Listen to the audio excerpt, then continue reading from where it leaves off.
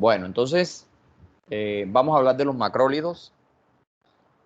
Macrólidos, ese es un grupo de medicamentos que tienen esa estructura química. Ya nosotros salimos completamente de los medicamentos que actúan en la pared celular. Los macrólidos tienen una connotación completamente diferente. Los macrólidos, ojo a lo que voy a decir, son la alternativa número 1 a pacientes alérgicos a las penicilinas. Cuando hay alergia a penicilina, los macrólidos son una opción importante. ¿Y por qué razón? Porque el espectro de los macrólidos va a ser muy parecido dependiendo del tipo de macrólido del cual estemos hablando. En ellos encontramos 4 grupos de medicamentos: eritromicina, claritromicina, acitromicina, muy usado, muy conocido, y la roxitromicina. Entonces ustedes van a encontrar esos medicamentos y esos grupos de medicamentos que van a tener una connotación dependiendo su espectro. Mecanismo de acción, estamos en los que inhiben la unidad 50S, bacteriostáticos y bactericidas a concentraciones altas contra microorganismos susceptibles. Miren el espectro: cocos gram positivos, bacilos gram negativos, cocos gram negativos, bacilos gram negativos. Entonces fíjense que estos medicamentos tienen un espectro muy importante y por esa razón los usamos demasiado, diría yo. Mucho uso de ellos.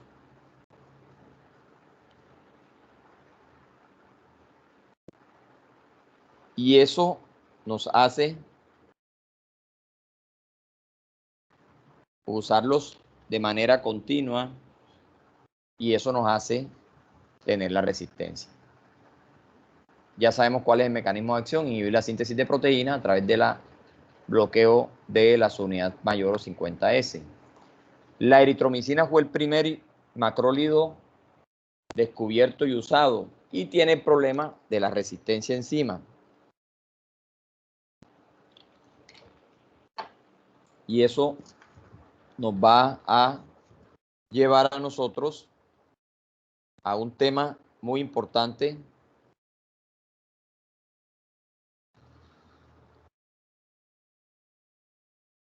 el riesgo que nosotros estamos corriendo con este medicamento es la resistencia bacteriana.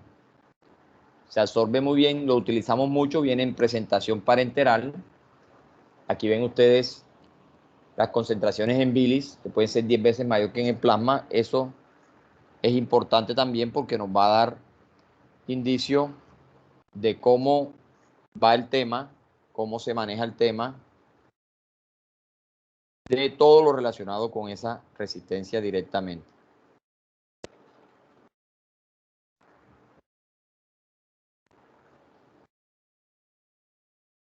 ¿Para qué sirve? Sirve para todo. Y todos los medicamentos que sirven para todo terminan no sirviendo para nada, porque los cogemos y los usamos de manera irresponsable. Ese es un tema clave para tener en cuenta.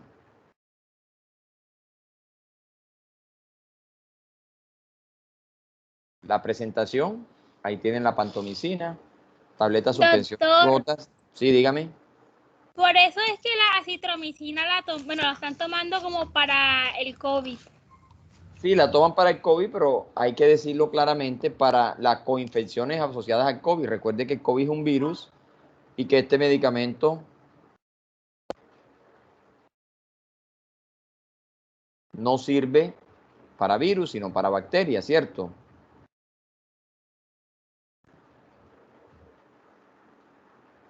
¿De acuerdo? O sea que ese medicamento sirve para algunas manifestaciones clínicas, doctor. De algunas otras, sí, claro, neumonía, pero la neumonía asociada no a virus, sino a bacterias. Listo, doctor, gracias.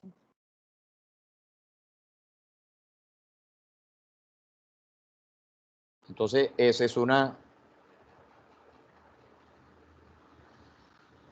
de las grandes cosas que nosotros debemos tener en cuenta con estos medicamentos. Entonces, ustedes ven que ahorita para el COVID lo estamos usando en el esquema, recordando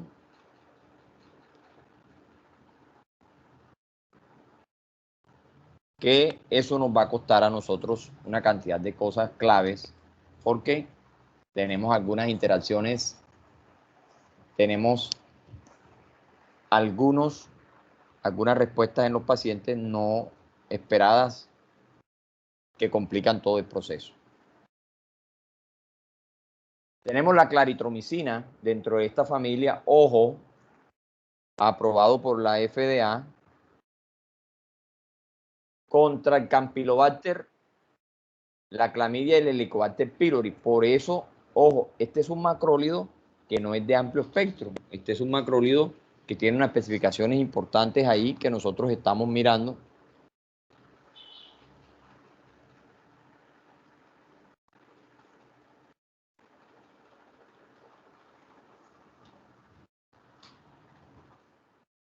Miren el espectro: Mycobacterium leprae, Mycobacterium avium, y lo asociamos con otros tipos de infecciones en el cual nos puede llegar a servir. Entonces la claritromicina, fíjense que no es de amplio espectro, como sí lo es la eritromicina.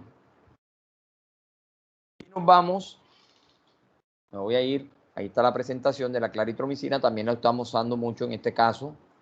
Quiero que miren acá la acitromicina que mencionaba su compañera. ¿Por qué creen ustedes que la acitromicina la usamos muy seguido? Voy a mostrarles. Miren los usos clínicos de la acitromicina. Y contéstenme por qué la usamos tanto.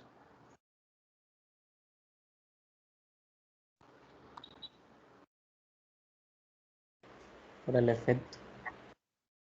Por el efecto. Profe, porque es de alto efecto. También porque si nos damos cuenta, las enfermedades que están allí o los usos clínicos son muy comunes, entonces es muy utilizada por eso.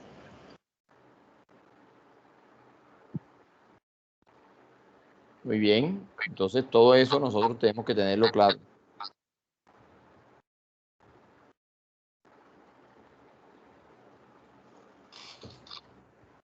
Entonces fíjense: otitis, neumonía, difteria, uretritis, gastritis, toxoplasmosis, una cantidad. ¿Qué otra ventaja tiene este medicamento? Importante también, miren la presentación y dosis. Son tratamientos cortos.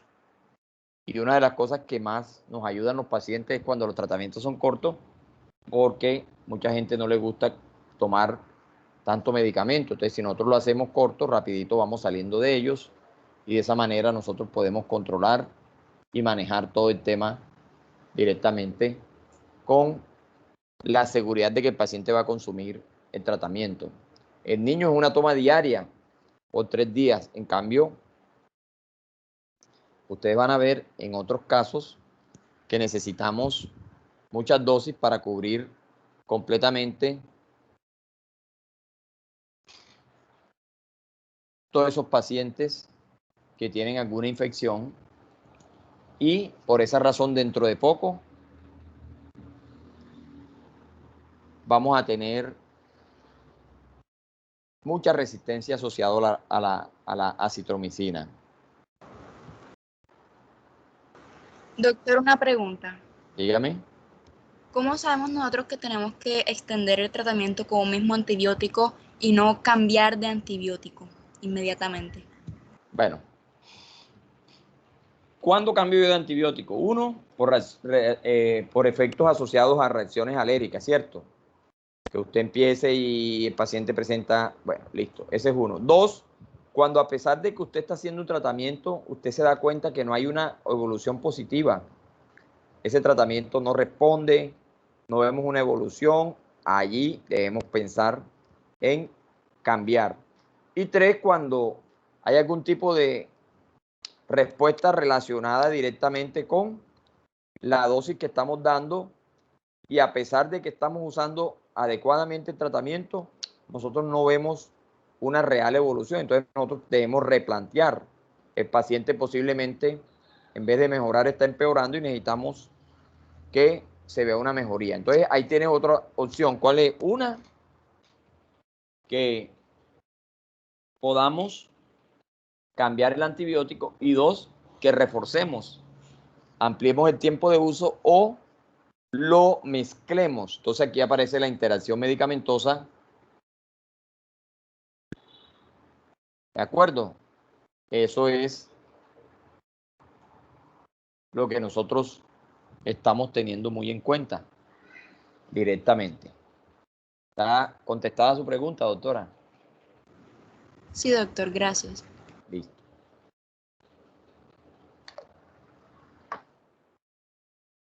El otro es la roxitromicina, que por acá no la vemos.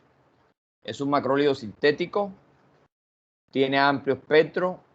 Mejor respuesta desde el punto de vista efectos adversos, o sea, es más tolerable.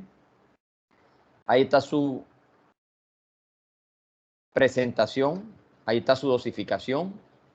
No le vamos a dar tanta importancia. No lo vemos por acá. Y ahí están los efectos adversos generales de estos medicamentos. Siempre tener en cuenta los efectos asociados a el hígado. Ustedes ven todo tipo de medicamentos, todo tipo de respuesta de estos medicamentos y debemos tenerlos claros para no tener ningún tipo de confusión. Entonces nosotros vemos aquí, por ejemplo, los efectos relacionados con los macrólidos realmente son muy bajos comparados con otro tipo de antibióticos. ¿Cuál es la gran conclusión de los macrólidos? Recordar que actúan sobre la unidad mayor, que no son medicamentos todos de amplio espectro. ¿Cuáles son de amplio espectro aquí? La eritromicina, la acitromicina, y recuerden que la claritromicina tiene un efecto reducido y que son la principal alternativa cuando hay pacientes alérgicos a la penicilina. Este medicamento es una buena opción para estos pacientes. También tienen mecanismos de resistencia ya definidos. Ahí está el tema de la metilación ribosomal o genes ER. Ahí están las bombas de exclusión. Y eso es lo que nosotros vamos a encontrar con los macrólidos. Preguntas de los macrólidos, ¿todo está claro?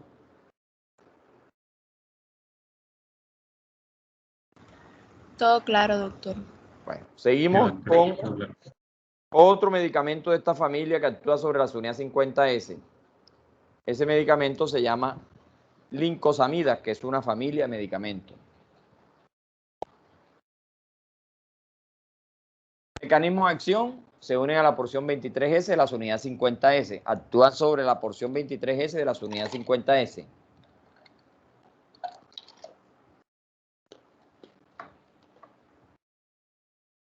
Inhibiendo la replicación temprana de la cadena.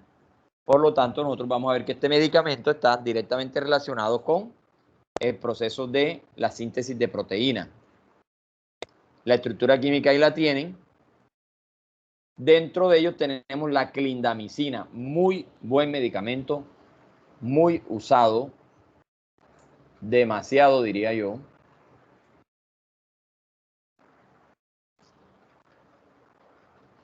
Fue el medicamento que desplazó a la lincomicina, que ya prácticamente no la usamos. El mecanismo de acción es el mismo de la clindamicina, es una lincosamida. Se unen a la porción 23S de la unidad mayor, produciendo la inhibición de la síntesis de proteína. Y miren el espectro: cocos gram positivos, aeróbicos, incluyendo estafilococos, estreptococos, gram positivos y negativos anaeróbicos, y algunas cepas de hemófilos influenza, Neisseria y Gardenia vaginalis. Quiere decir que este lo vemos con un espectro muy importante y eso también es clave. Eso nos va a permitir en un momento dado tomar una decisión sobre el uso de la clindamicina. Con ese espectro vemos que el 90% de la dosis oral se absorbe, no se modifica con los alimentos, vida media corta, y se distribuye a bilis, hueso, líquido sinovial, saliva, próstata y pleura. Ojo, líquido sinovial, saliva, próstata y pleura. Eso quiere decir que está relacionado en diferentes tejidos importantes a tener en cuenta. Y con eso penetra poco sistema nervioso, se metaboliza en el hígado, se excreta en la bilis y en el riñón. Y miren los usos clínicos. ¿Por qué uso yo clindamicina en acné vulgar? ¿Quién me ayuda?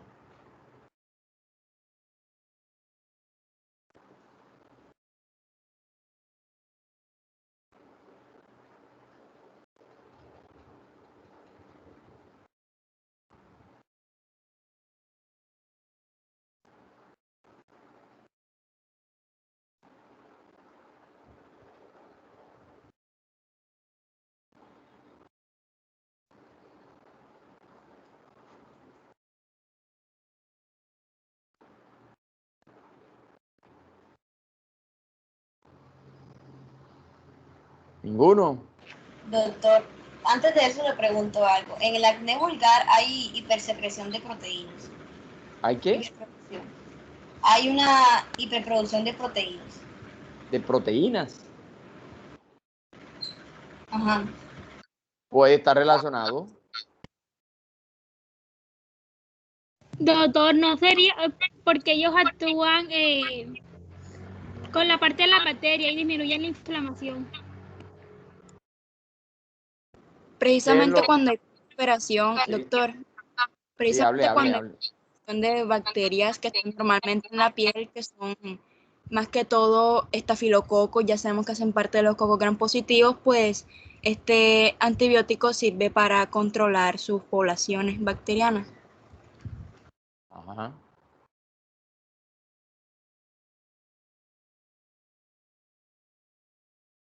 Bueno, entonces recuerden que el acné lo produce una bacteria, Mycobacterium acné, y este medicamento tiene una buena absorción en esa zona, por eso lo usamos. Miren que su espectro va muy bien contra gram negativos. Vamos a tener muchos gram negativos allí. Importante. Sirve para infecciones intraabdominales, miren esto, en combinación con otros antibióticos. Infecciones de árbol biliar, infecciones de fístulas, accesos hepáticos, otros accesos intraabdominales traumáticos penetrantes. ¿Por qué razón? Ya vimos ese espectro de ellos. Muy bueno contra gram negativos. Infección intraabdominales, infecciones geniturinarias. Entonces estamos ante un excelente medicamento. Aquí están en neumonía, enfermedad pélvica inflamatoria, infecciones por gram positivos. Efectos adversos, el más importante de él, la colitis pseudomembranosa. No se les olvide, diferencia importante con el resto y pueden producir algún tipo de reacción local a la hora de su aplicación directa por la vía tópica o por goteo directamente. Miren todas las presentaciones de él, la clindamicina, como Dalacin, solución tópica, ampollas, y en pacientes con acné nosotros usamos el tópico, bastante conocido.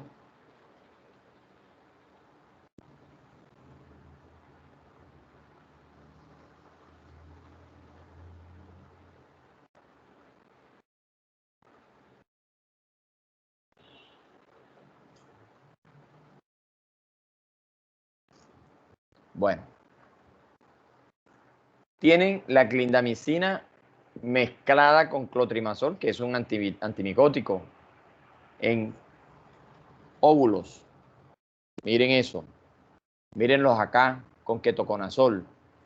Pregunto, ¿y por qué lo utilizo vaginal? ¿Cuál es la razón principal para usarlo vaginal?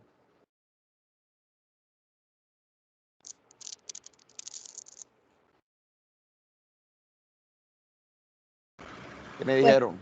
A nivel vaginal hay una gran cantidad de microorganismos.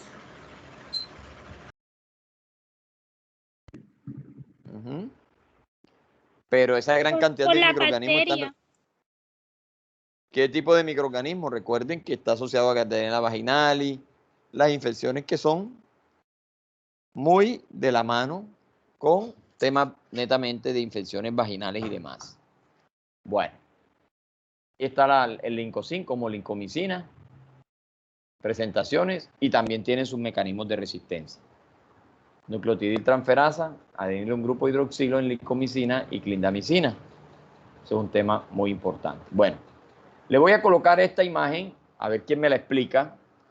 Tenemos, les explico, en cada cuadro hay un crecimiento bacteriano, en cada uno de ellos colocamos un disco impregnado de antibióticos. La E es una eritromicina y la C es la clindamicina.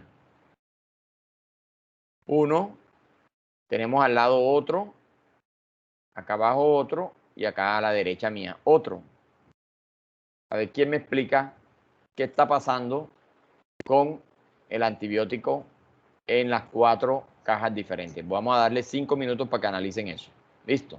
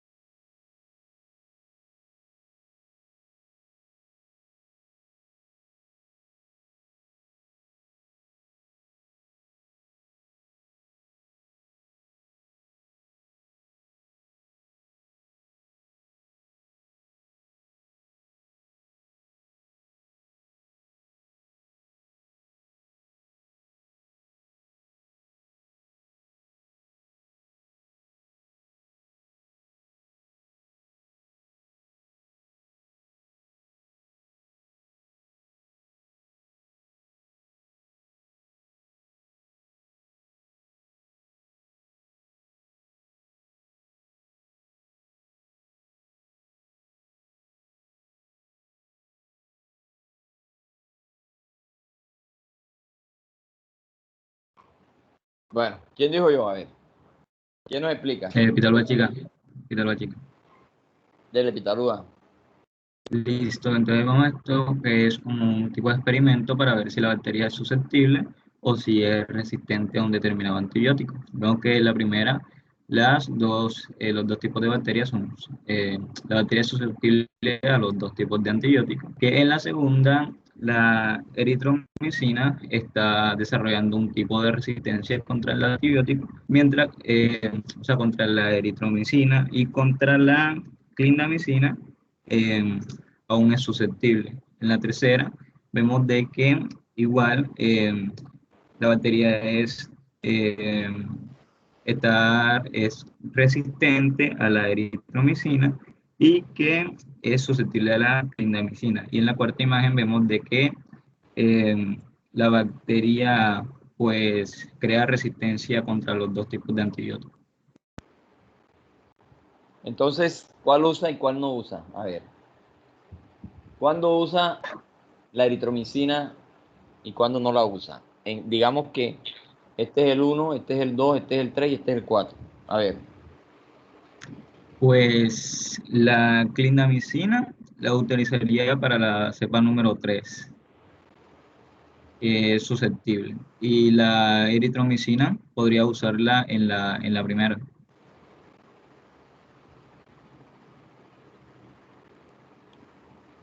También la clindamicina podría usarla en la segunda, que es más, se ve que es más susceptible que en el cuadro 3. ¿Y cuándo no lo usa nunca? No lo uso en el 4, en la cepa número 4, ninguno de los dos antibióticos. Perfecto. Muy bien. Doctor, una pregunta. Dígame. En el cuadro número 3, en donde está la clindamicina, ¿ahí se está generando resistencia o no? Claro, se empieza a generar. Y en el cuadro 1 también, los dos están generando Bien, resistencia. claro, lo que pasa es que la resistencia se ve más marcada en la eritromicina, porque usted ve que el halo de inhibición es muy pequeño. Quiere decir que el campo restante está siendo resistente a ese antibiótico. ¿Listo? Y aquí lo ve usted más marcado en la D, donde la E y la C, la eritromicina y la clindamicina, hacen un halo de inhibición muy pequeño. Miren el halo de inhibición en la primera, que es grande. Eso quiere decir que en la 1 y en la 2 utilizo el antibiótico y ya en la 3 empiezo a pensar si lo uso o no. ¿Listo? ¿Queda claro la imagen? Sí, doctor. Bueno, entonces continuamos.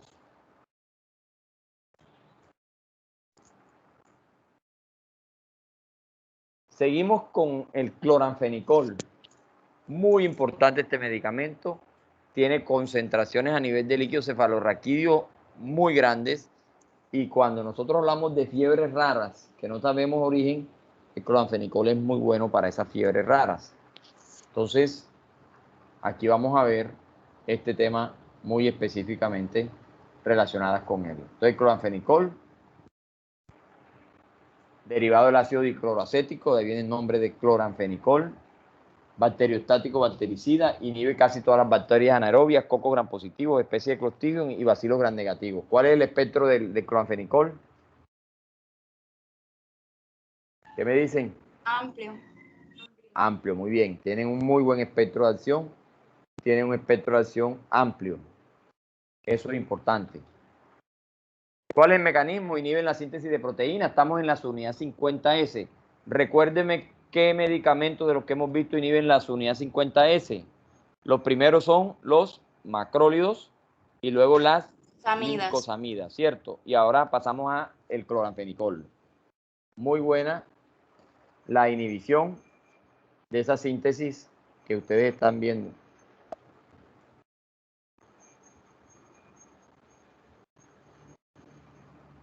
Listo. Se distribuye en líquidos corporales,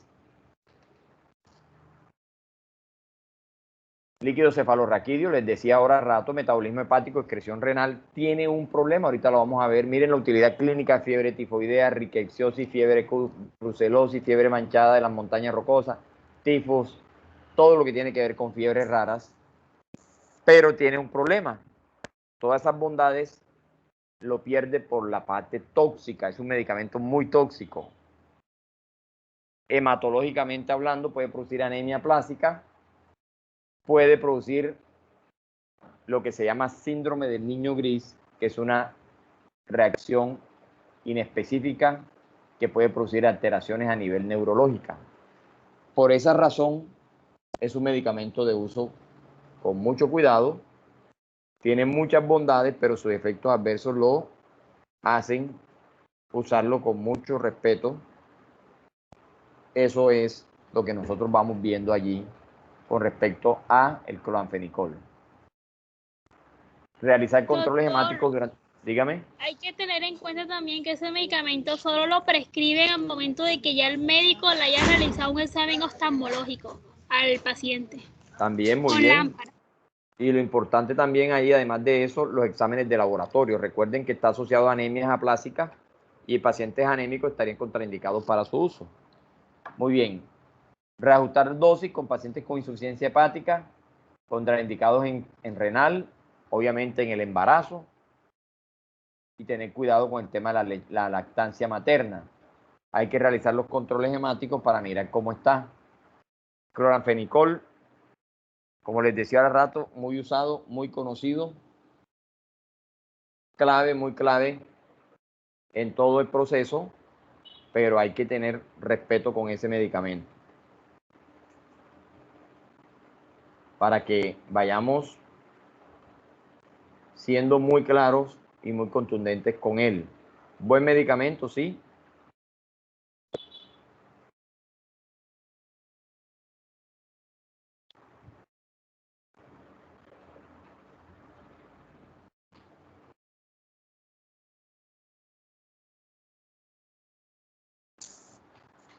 Diferentes presentaciones.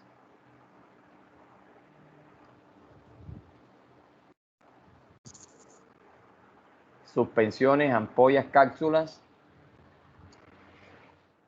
Y ahí están las dosis. Espérenme un segundito.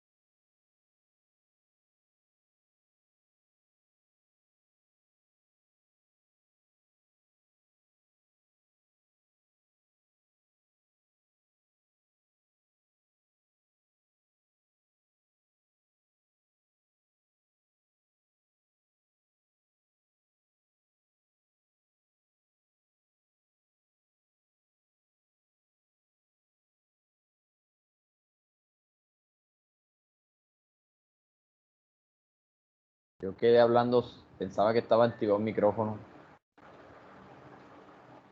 Usted les decía, ¿me están escuchando, sí? Sí, doctor. Que también tiene sus mecanismos de resistencia, ¿cierto? Y les preguntaba que cuáles son las grandes conclusiones que podemos sacar del cloranfenicol. Cuéntenme a ver.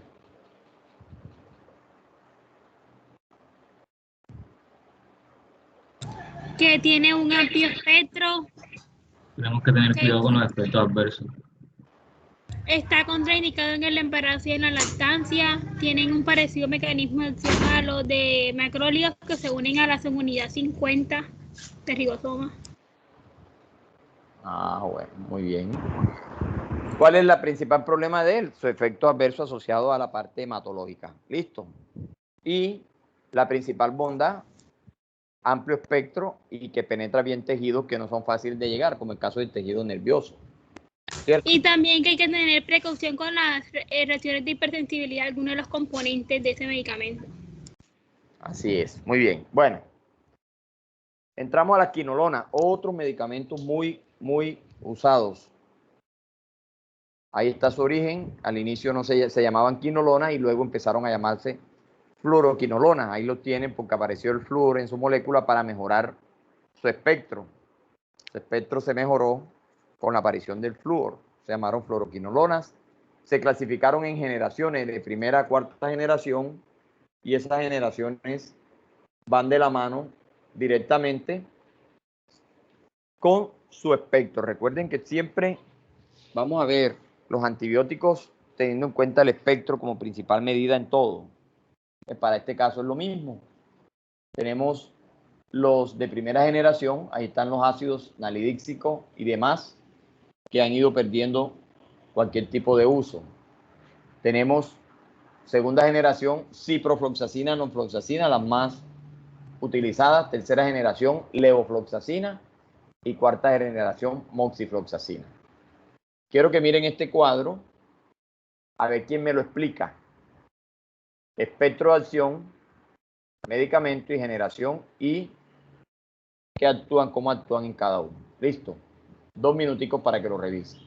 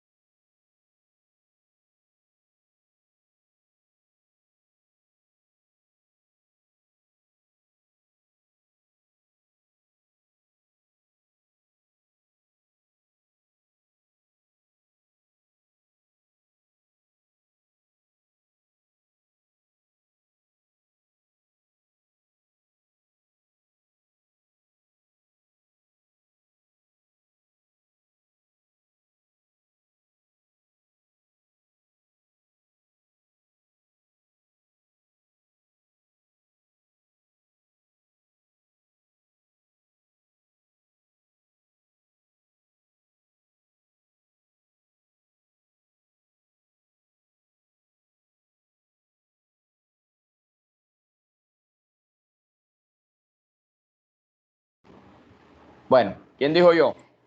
Yo, Doctor. profesor. Oviedo. Perdón, doctor, alguien que no haya participado. Vamos a dar la palabra a otro. ¿Quién de los que no ha Oviedo. participado? ¿Quién? Oviedo, Tony. Oviedo, dele, Oviedo. A ver. Bueno, aquí nos está hablando pues del espectro de acción de las quinolonas, de las generaciones de la segunda a la cuarta generación. Y nos va a hablar, pues, por ejemplo, donde dice las cruces, es donde va a ser efectivo, va a ser susceptible a microorganismos. Tenemos que la segunda no va a ser tan efectivo sobre la grampositiva. Tony, Sí, si yo le pregunto, ya usted me va a describir, si yo tengo una infección por gram negativo, ¿cuál generación utilizaría usted de elección? Sobre gram negativos, la ciprofloxacina. Perfecto, listo. Tengo una infección por gram positivo, ¿cuál sería su elección, Tony? La de cuarta generación. Muy bien, listo, eso es lo que yo quiero. Tengo una infección por anaerobios, Tony, ¿cuál utiliza? La moxifloxacina. La cuarta generación. Entonces, eso es lo que yo quiero, que a usted le quede claro que independientemente de la generación, lo importante es la especificidad. Entonces, ¿qué ocurre? ¿Qué suelen hacer algunos? La moxifloxacina, por ser de cuarta generación y amplio espectro, yo tengo una infección por gram negativo. No va a ser mejor la moxifloxacina de cuarta generación que la ciprofloxacina de segunda. ¿Estamos de acuerdo? ¿Están de acuerdo? Sí, doctor. Sí, doctor. Sí, doctor. Nosotros vamos a primar sobre todo por el espectro. Eso es lo más importante. Eso es lo que ustedes tienen que saber de aquí. Ahí están las pirámides, lo que nosotros, segunda generación, la tercera generación, y ya sabemos que la cuarta generación son de amplio espectro. Ahí hay de todo. Listo, mecanismo de acción. Miren la imagen. Ahí está el mecanismo. ¿Quién me lo explica? Léanlo, analícenlo y me lo explican con base en esa imagen. A ver, aquí está. Yo me devuelvo un segundito desde aquí. ¿Qué hacen las quinolonas? Exactamente. Bloquean la ADN girasa bacteriana. Ajá, explíqueme, muy bien.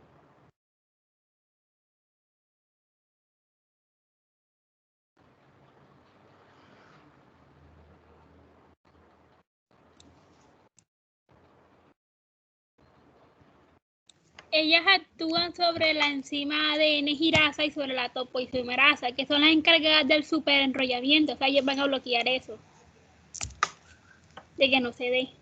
Y son, pues, bactericidas.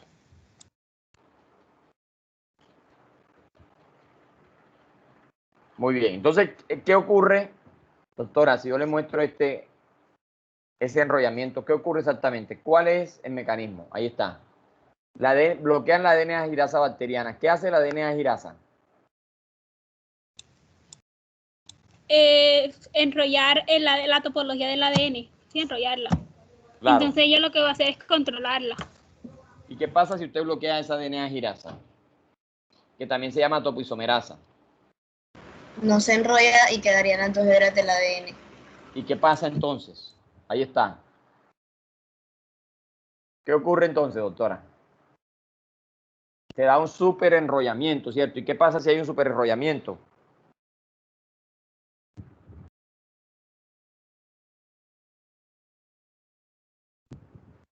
¿Qué pasó? ¿Se me quedaron? No se van a poder replicar los genes. Muy bien. ¿Y qué ocurre entonces, doctora?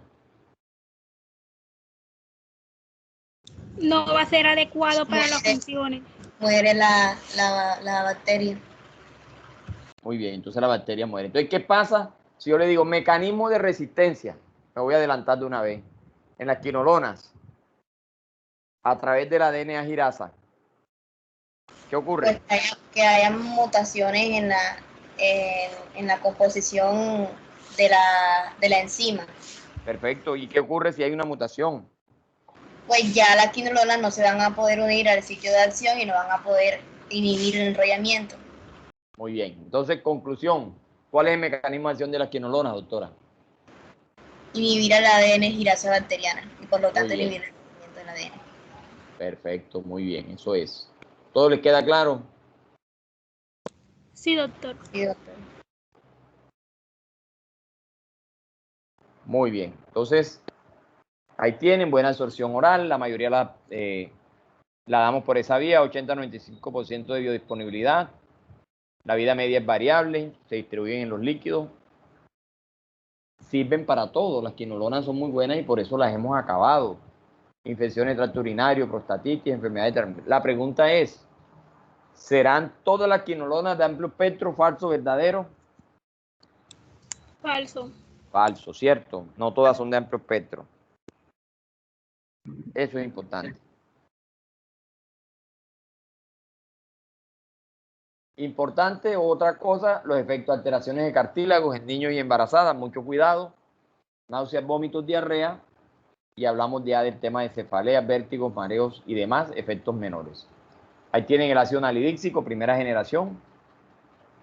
La ciprofloxacina, segunda generación. Ya sabemos el espectro de la segunda generación, fuerte contra gran negativo. La norfloxacina también es de segunda generación. Ofloxacina igual. Leofloxacina, tercera generación. Ventajas con respecto a la anterior, la vida media es mucho más larga. Y tenemos la moxifloxacina, que es dosis única al día, amplio espectro, vida media más larga, pero recuerden que no podemos darle amplio espectro a todo el que aparezca, tenemos que ser muy mesurados con el tema del uso del amplio espectro. Todo eso es fundamental e importante tenerlo muy en cuenta. Entonces, ahí está. Eso es lo que tenemos con respecto a las quinolonas. Mecanismos de resistencia, modificación de los genes que codifican para la topoisomerasa, ya lo habíamos dicho. ¿Por qué la topoisomerasa? Ya dijimos que esa es la enzima que vamos a inhibir. Mecanismos de resistencia, bombas de exclusión o bombas de flujo, eliminación permanente de todo lo que llega allí, lo vamos sacando. Y eso es lo que nosotros vamos viendo con respecto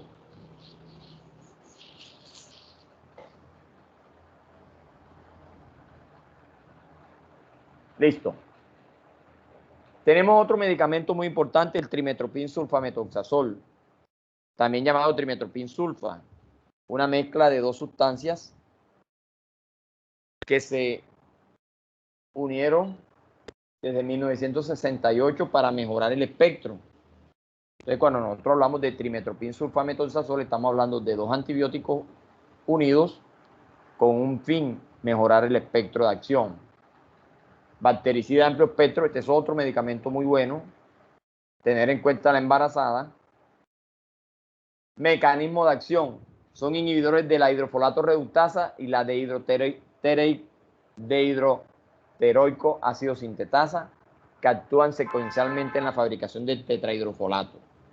¿Qué es el tetrahidrofolato y qué importancia tiene? Ahí tienen la imagen. ¿Quién me explica el mecanismo de acción? 2 minuticos para que lo vean.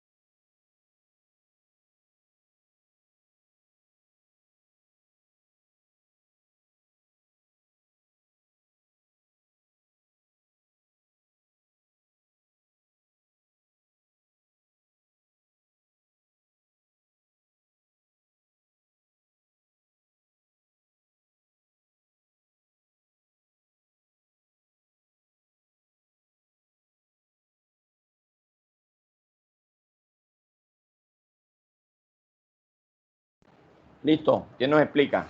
Profe, yo. Básicamente, el mecanismo de acción de ellos, bueno, el tetrahidrofolato es un derivado del ácido fólico, que el mecanismo de acción, ellos bloquean la síntesis del ácido fólico y ellos, bueno, el ácido fólico es muy importante, lo que es en la síntesis de las purinas, de las timidinas, que son necesarios para poder sintetizar el ADN y el ARN. Entonces, son muy necesarios también para el crecimiento bacteriano y ellos lo que van a hacer es que no son capaces de captar ese ácido fólico en el medio y tienen que sintetizarlo porque ellos no lo pueden eliminar.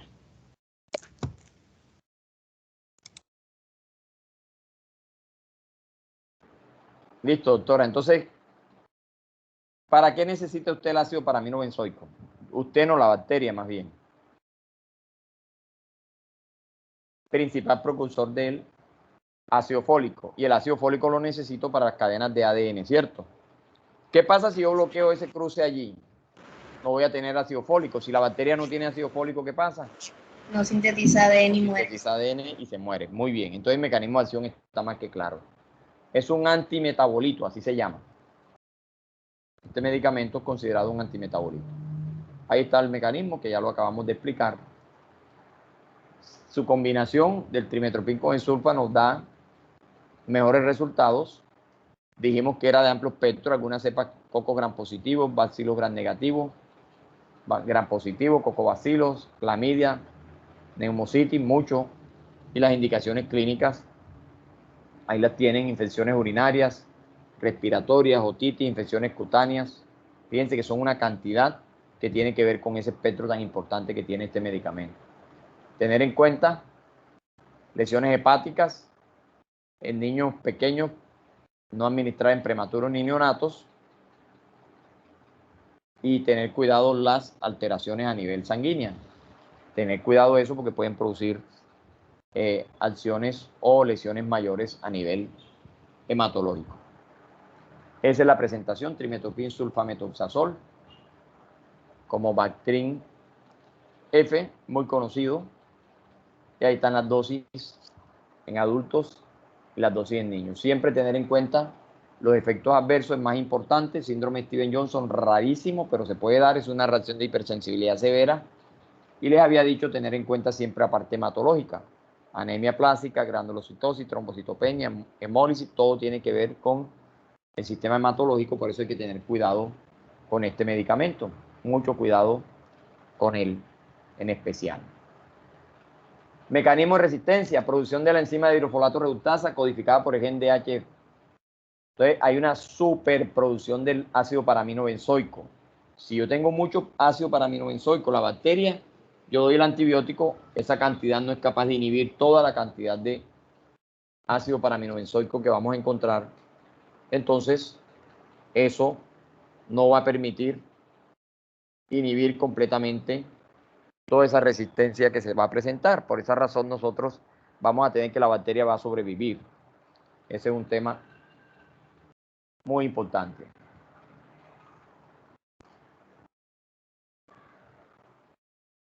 Tenemos la rifampicina, que no la voy a meter acá de entrada porque vamos a ver tuberculosis y hay un grupo que nos va a explicar bien la rifampicina. Solamente decirle que está en el grupo de las rifamicinas.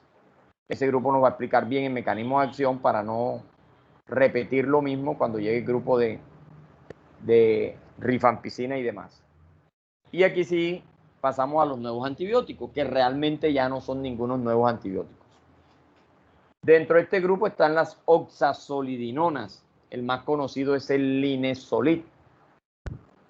El linezolid, útil contra bacterias gram positivas multiresistentes. Entonces aparece ya la palabra multiresistente.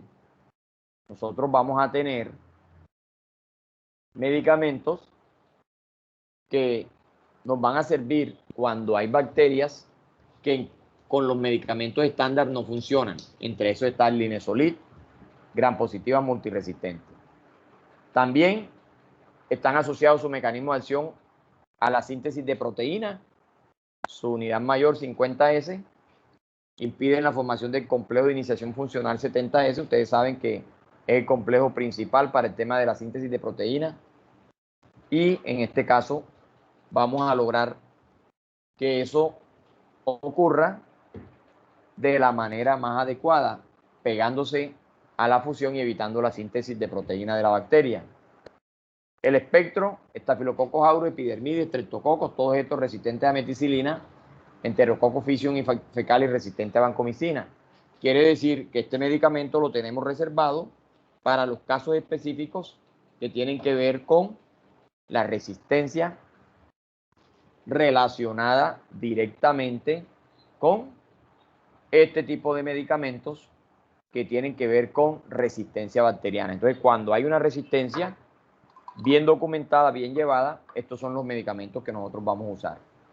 La absorción es al 100%, se distribuye bien en los tejidos y sirve para infecciones producidas por enterococos resistentes, neumonía nosocomial, infecciones de piel y tejidos blandos, neumonía adquirida en comunidad y demás. ¿Cuál es la conclusión de este medicamento? Que nosotros lo vamos a usar cuando la resistencia bacteriana esté presente, cuando los tratamientos convencionales no nos han funcionado y nosotros necesitamos contrarrestar eso. Entonces, en esos casos es cuando definitivamente vamos a tener una buena respuesta de esos medicamentos en todo. Por eso es clave, muy importante, tener todo absolutamente claro para poder dar el medicamento que nosotros necesitamos. Los efectos adversos, más que todo, y es un efecto raro, ojo con la alteración del sentido del gusto, las moniliasis orales. Como pueden ver, este medicamento está muy de la mano con alteraciones a nivel del gusto. Por eso es una diferencia grande con el resto que nosotros estamos viendo o hemos ido viendo. Ahí está la presentación de este medicamento del Linezolid y ahí están las dosis y tiempo de uso de 10 a 14 días y en situaciones más graves con resistencia de 14 a 28 días de tratamiento. También tiene mecanismo de resistencia bien definido, bien argumentado, con mutaciones, en este caso en la 23S RNA ribosomal de una guanina reemplazada por el uracilo. Entonces fíjense que son supuestamente nuevos antibióticos y hay una resistencia clara en él. ¿Listo? ¿Alguna pregunta del Linezolid?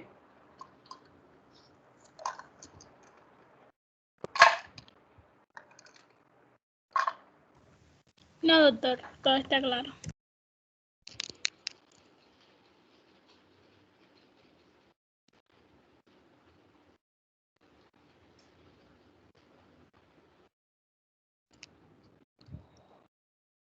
Bueno, entonces seguimos con otro antibiótico de los llamados nuevos, la dactomicina. Lipopéptido cíclico, ahí tienen ustedes la estructura química, bactericida, derivado del estreptomicin. Mecanismo de acción. Miren la imagen, 2 minuticos a ver quién me la explica.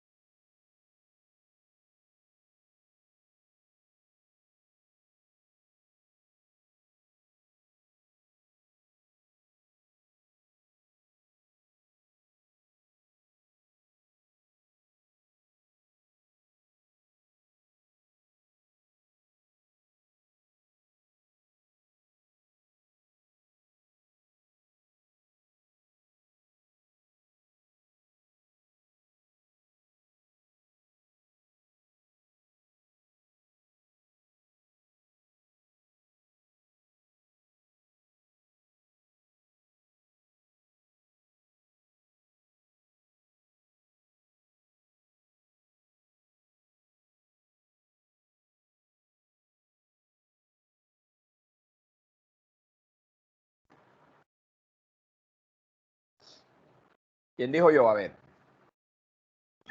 Yo, doctor. Dele, explíquenos a ver.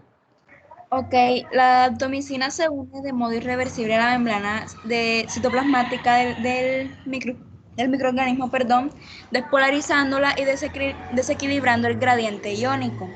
De esta forma causando la lisis.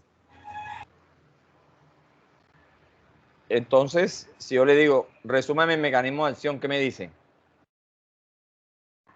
Se une a la membrana y la despolariza. Muy bien, ¿y qué pasa cuando la despolariza? Altera el gradiente iónico. Perfecto. Hace que el calcio ingrese dentro del microorganismo. Muy bien. Van a provocar también lo que es la salida al exterior de iones de potasio, que eso va a ocasionar la detención de los procesos de síntesis de los ácidos nucleicos y de las proteínas.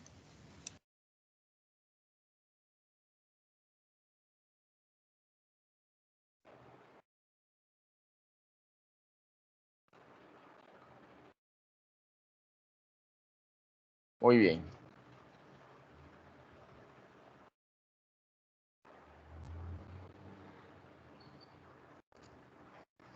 Bueno, entonces tenemos el espectro, óigame, activo exclusivamente contra gram positivo. Ojo, linezolid gram positivo, daptomicina gram positivo. Eso es clave.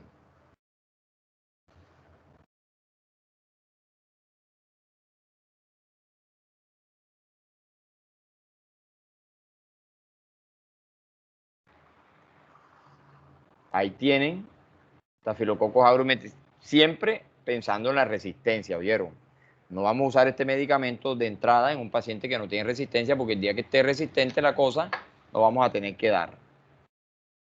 Poca absorción oral, administración intravenosa, unión a proteínas plasmáticas del 92%, semivida de 8 a 9 horas, ahí vamos mirando, 82% se elimina en orina, se distribuye en los tejidos vascularizados, atraviesa poco cantidad de la barrera hematocefálica y placentaria, ahí está su volumen de distribución. Infecciones de piel y tejidos blandos complicadas, ¿qué le anotaríamos a esa indicación o a ese uso clínico?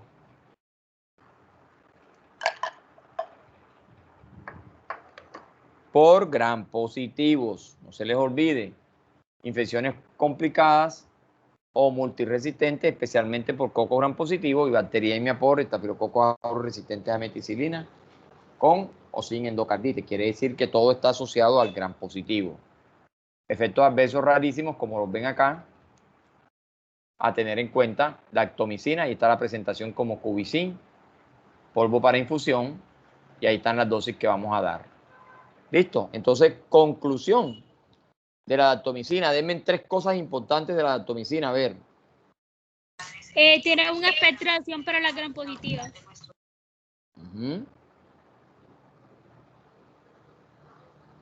Hasta ahora es el único antibiótico cuyo mecanismo de acción es despolarizar la membrana del microorganismo. Se administran por vía intravenosa. Entonces, muy bien, ahí tienen ustedes varias de las cosas importantes, fundamentales a tener en cuenta con estos medicamentos.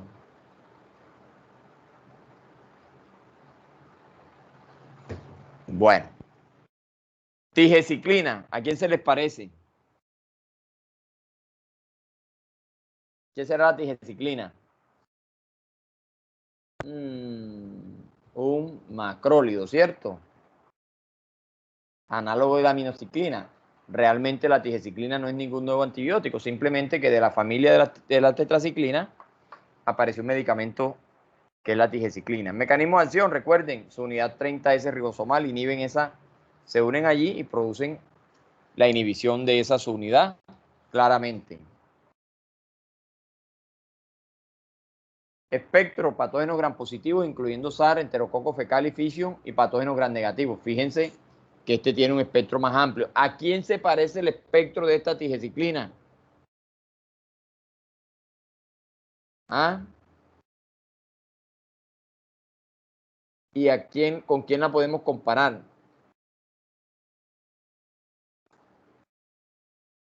Al de los quinolona. Sí, Pero hay uno más parecido que el de las quinolonas. Macrólidos. Los macrólidos, también, muy bien. Entonces fíjense que nosotros empezamos a mirar pero este lo tenemos más que todo para bacterias resistentes o multiresistentes. Otra diferencia con las otras tetraciclinas, tiene vida media larga. Metaboliza en el hígado, se excreta por las heces y la orina. Infecciones de piel y tejidos blandos complicadas su uso, infecciones intraabdominales complicadas también lo tenemos dentro de sus usos. Y ahí están los efectos adversos secundarios gastrointestinales. Ya ustedes van a seguir lo mismo de las tetraciclinas base, porque esta es una tetraciclina. Ahí está la presentación, como Tigacil. Y su mecanismo de resistencia. Producción de bombas de flujo, que ya los hemos explicado anteriormente. Protección ribosomal. Otro mecanismo de resistencia importante allí. Bueno, y por último, tenemos, ¿se acuerdan del imipenen, meropenen, ertapenen? ¿Qué son esos? Carbapenémicos. Entonces les había dicho que habíamos visto 3 y nos faltaba el cuarto. ¿Cuál es el cuarto? El doripenen. Imipenen, meropenen, ertapenen y doripenen. O sea, estamos hablando de carbapenémicos. ¿Cuál es el mecanismo de acción del doripenen?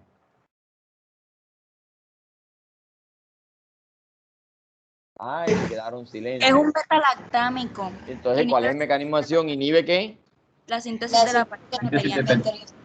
Síntesis del pectioglicano, de la pared celular bacteriana. Muy bien, entonces, amplio espectro, beta-lactámico carbapenémico, infecciones graves de vías urinarias, riñón y abdomen. Entonces, estamos hablando de un medicamento más completo que el anterior o que la familia de ellos.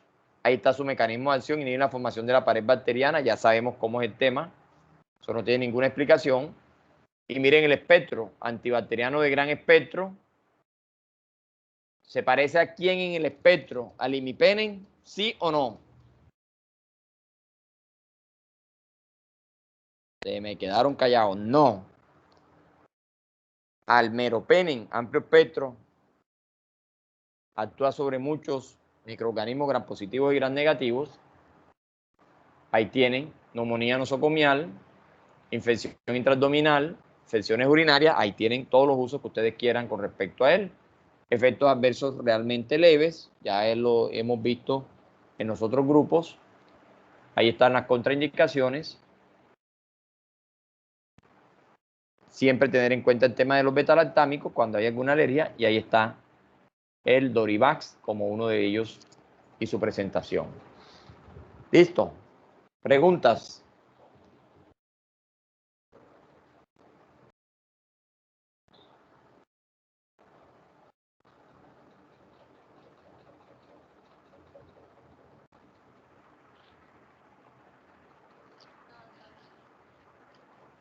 ¿Preguntas?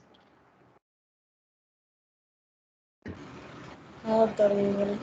¿Todo claro? Sí, señor. Bueno, Sí, señor. entonces, es un capítulo que hay que leer bastante, bastantes cositas que revisar. En este capítulo de antibióticos. ¿Qué nos queda? Nos queda, ojo, con ustedes es martes, ¿cierto? Ustedes tenemos martes, miércoles y viernes. Es así, ¿verdad? Sí, doctor. Sí, doctor. Entonces, díganme ustedes si para cuándo programamos el examen este de antibióticos y cuándo programamos. Ya esto queda listo.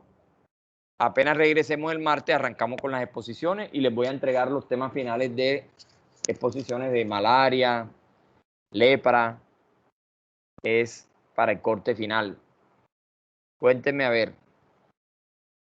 O pónganse de acuerdo y me cuentan. Doctor, hay algunos que decimos que para el martes 6. No. ¿Está la propuesta para el martes? Yo no tengo problema. O sea, nosotros vamos a hablarlo, sino que pues pensamos en de pronto hacer, digamos, el parcial de antibióticos antes de empezar las exposiciones, ¿sí? Como para no mezclarlo uno con lo otro. Entonces, pues, Era más organizado hacerlo así. A mí me parece muy inteligente eso que usted está diciendo, doctor. Yo lo hubiera hecho lo mismo. Exacto. Yo Entonces, yo vamos a hablar haría lo mismo. y la Eso es que yo pues, también propuse en el grupo y muchos dijeron que sí. Bueno, entonces pónganse de acuerdo y me confirman. Si va así, hacemos el examen el martes y dejamos entonces para el miércoles el inicio de las exposiciones. ¿De acuerdo? Sí, doctor. Sí, señor. Listo, Bueno, doctor. entonces Listo, me doctor. cuentan, me escriben la estudiante que acá en este grupo está, ¿quién? María Andrea. María Dígame, Andrea. doctor. Sí, no, se ponen de acuerdo y me confirman si el martes post Semana Santa hacemos el parcial. Sí, claro, sí, señor, yo le aviso. Perfecto, bueno, entonces no está de más decirle que entran a una semana, entre comillas, de descanso, tienen mucho que estudiar y